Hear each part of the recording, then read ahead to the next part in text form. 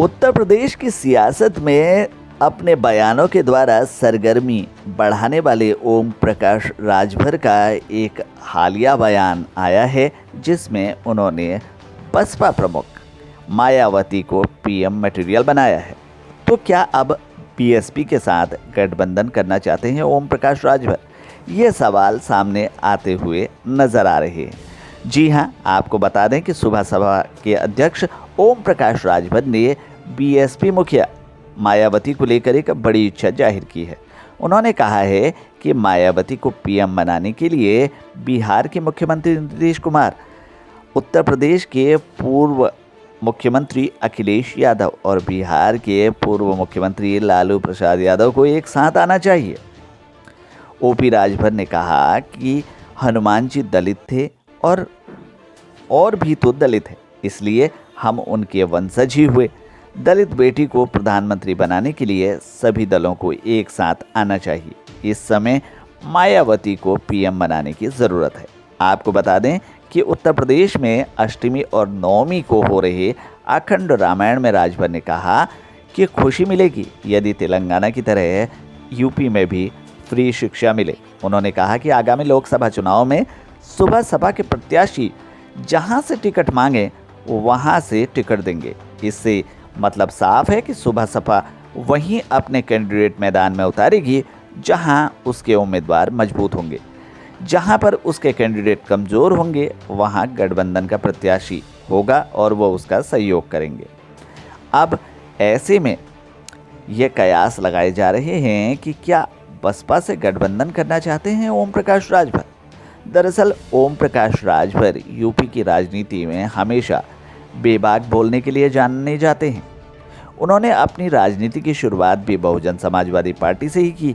2001 में राजभर की बसपा सुप्रीमो मायावती को लेकर किसी बात पर विवाद हो गया था। इसके बाद उन्होंने बसपा से इस्तीफा दे दिया और नई पार्टी बना ली।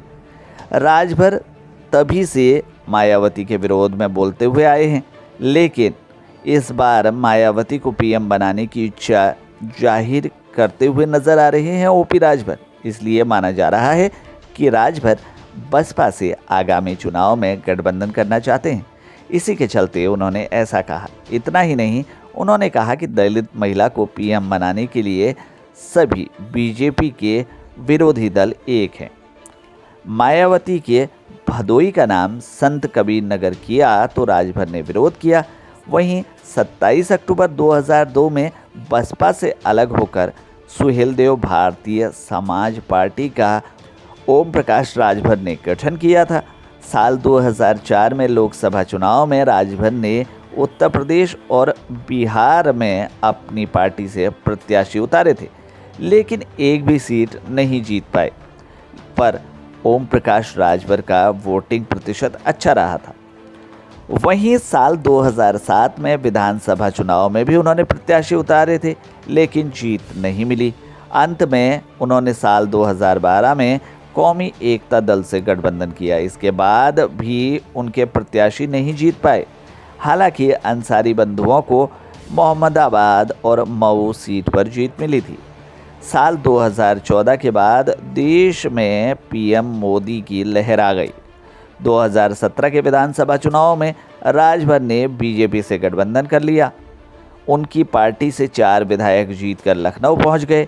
राजभर मंत्री बने, लेकिन सीएम योगी से उनकी नहीं बन पाई। इसके बाद उन्होंने मंत्री पद से इस्तीफा दे दिया और भाजपा से अलग हो गए। साल 2022 के विधानसभा चुनाव में वो सपा के पाले में चले गए। राजभर दावा कर रहे थे कि यूपी में सपा और सुहेलदेव भारतीय समाज पार्टी मिलकर बीजेपी को सत्ता से बाहर कर देंगे। समाजवादी पार्टी गठबंधन में सुबह सपा को 18 सीट मिली।